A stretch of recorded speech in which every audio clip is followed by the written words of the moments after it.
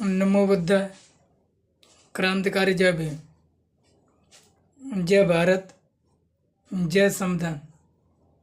मैं एक छोटी सी वीडियो महाराणा प्रताप के चरित्र को लेकर बना रहा हूँ, महाराणा प्रताप को लेकर बना रहा हूँ, जिसमें किसी प्रकार की कोई भी गलती पाई जाए या किसी को चोट पहुँचे, उसके लिए मैं क्षमा चाहता हूँ।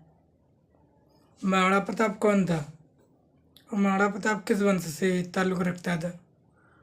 उसे महाराणा प्रताप को महाराणा प्रताप के नाम से क्यों जाना जाता है? क्या आपको पता है कि महाराणा प्रताप कौन था?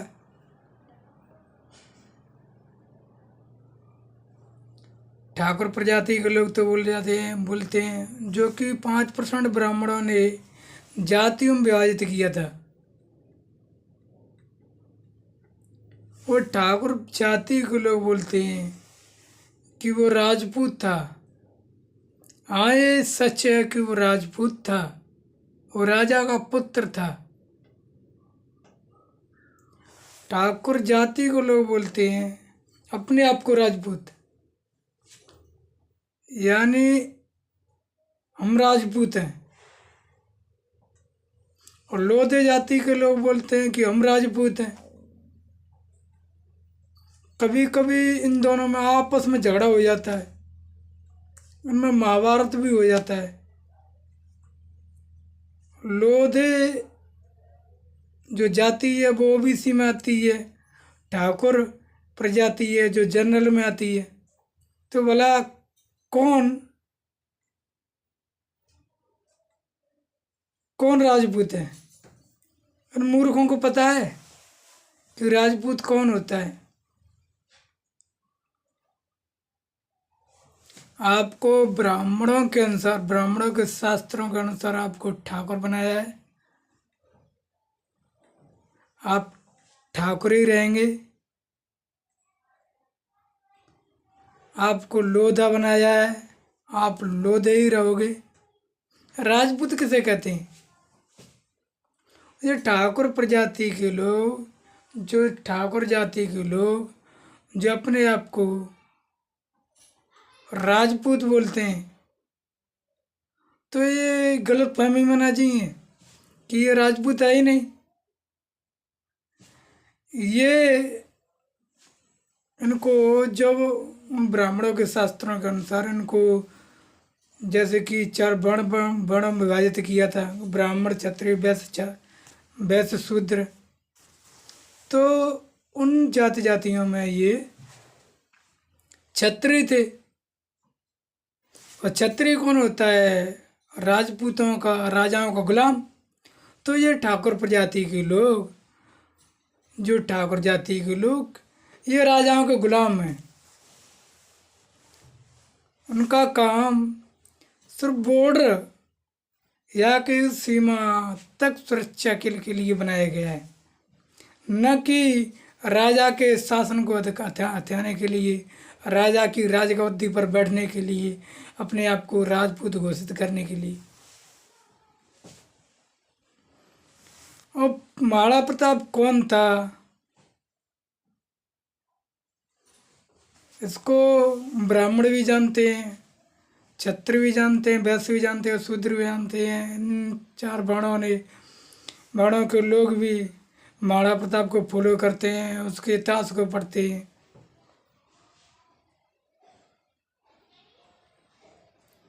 और महाराणा प्रताप के इतिहास में साफ साफ लिखा है कि महाराणा प्रताप मीणा जाति का था। महाराणा प्रताप एक मीणा जाति से ताल्लुक़ रखता था, जो कि एसटी में आता है। अगर महाराणा प्रताप को, अगर मैं अपनी जबान से बोलता था तो मैं इसे ब्राह्मण भी घोषित कर सकता था, वैश्य भी घोषित करता था, क्षत्रिय भी घोषित करता था, शूद्र भी बना सकता था।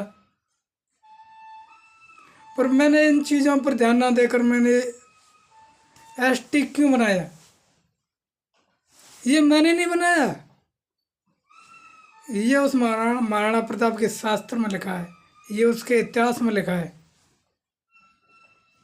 कि जब ये महाराणा प्रताप एसटी जाति से ताल्लुक़ रखता था, जब ये जाकर उस सम्राट राजपूतों में मिला तो वो राजपूत सम्राटों में घुस हुआ। और ये महाराणा प्रताप किसी एक धर्म के लिए तो है नहीं, किसी एक जातियों के लिए तो है नहीं जिसे आप धर्मों में विभाजित किए जा सके, धर्मों में बांटा जा सके, या उसे जातियों में जैसे क्षत्रिय ब्राह्मण वैश्य शूद्र में बांटा जा सके। तो जो महाराणा प्रताप ने अकबर से युद्ध किया था,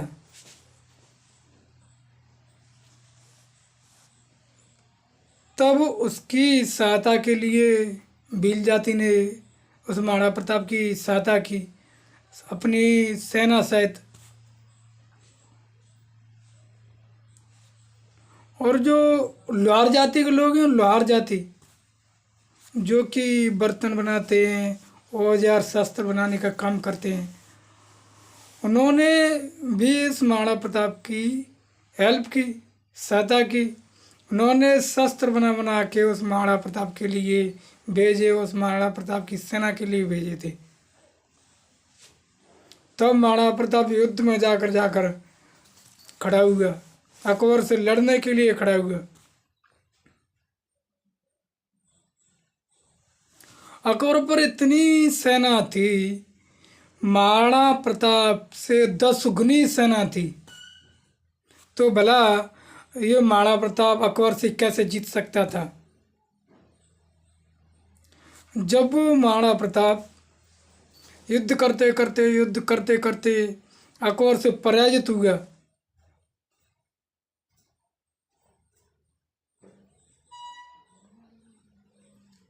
अकबर विजय हुआ, पूरे अकबर की प्रजा में हाहाकार मच गई, खुशियों की लहर उठी।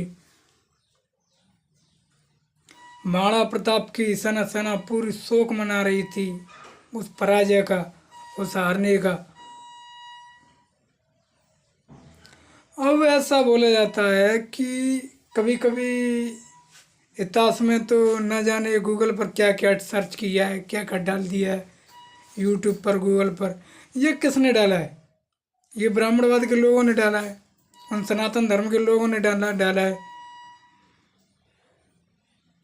तो ये जो महाराणा प्रताप था, तो वो किस धर्म से ताल्लुक़ रखता था? वो हिंदू धर्म से ताल्लुक़ रखता था, वो सनातन धर्म से ताल्लुक़ रखता था। वो सनातन धर्म से एक एसटी या कहें कि मीडिया जाति से आता है जो महाराणा प्रताप। उसने अपनी प्रजा के लिए, अपने हित के लिए,